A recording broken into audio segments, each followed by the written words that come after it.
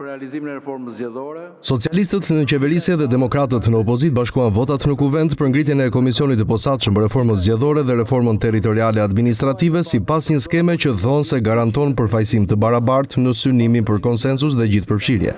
113 vota pro. Komisionet me nga 16 antar do të funksionojnë mbi bazë bipartizane, PS-PD me bashkëkryetar që do të kenë të drejtën e vetos për çdo vendimarrje, ndërsa u lan vend në tryezë Partisë Mundësia nga opozita dhe PSD-s në anën e mazhorancës. Përfaqësuesit e Shqipëria BH dhe Lëvizjes Bashk mund të bëhen pjesë e diskutimeve me propozime, por nuk do të kenë të drejtën e votës.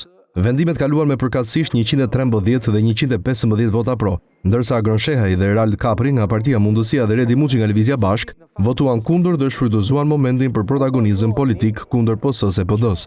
Komisioni për reformën zgjedhore ka një qëllim të vetëm: të vrasë partitë e reja. Deputeti i Lëvizjes Bashk Redi Muçi akuzoi për përjashtim. Ku bazoheni që përjashtoni nga e drejta e votimit një parti parlamentare?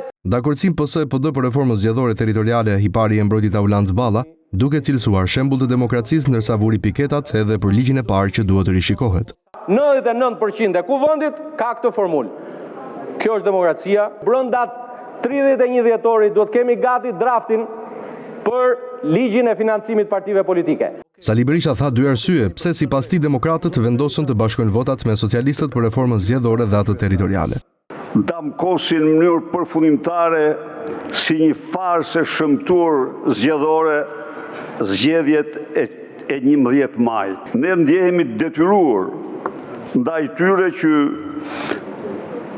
orientimet e drejta dhe rekomandimet e drejta. Damian Gjigruri, njeriu i socialistëve për reformën zgjedhore në pritje të antarëve të tjerë, iku prej debatit në sallën e kuvendit për të sqaruar skemën dhe synimet e komisionit. Dhe komisioni do të fillojë më njëherë nga puna. Mendoj që fokusi i parë duhet të jetë ligji për financimet, meqense është dhe i kërkesë e Bashkimit Evropian. A do të ketë ndryshim të sistemit zgjedhor? Gjigruri tha se çdo gjë është në tavolinë. Çdo gjë është në tavolinë. Ne edhe herën e fundit e ndryshuam sistemin zgjedhor, bazuar kryesisht në kërkesat e Partisë Demokratike. Komisioni i posaçëm për reformën zgjedhore ka si objektiv ndryshimet në kodin zgjedhor bazuar në rekomandimet e raporteve të OSBE-ODIR-it për zgjedhjet parlamentare dhe lokale. Pjesë do të jenë dhe përfaqësues të OSBE-ODIR-it, Këshillit të Evropës, Komisionit të Venecias, si dhe të Bashkimit Evropian dhe Shteteve të Bashkuara. Ndërsa Komisioni për reformën territoriale do të rimarrë në shqyrtim reformën e 2014-s që shkriu komunat dhe krijoi 61 bashki të mëdha dhe 12 qarqe.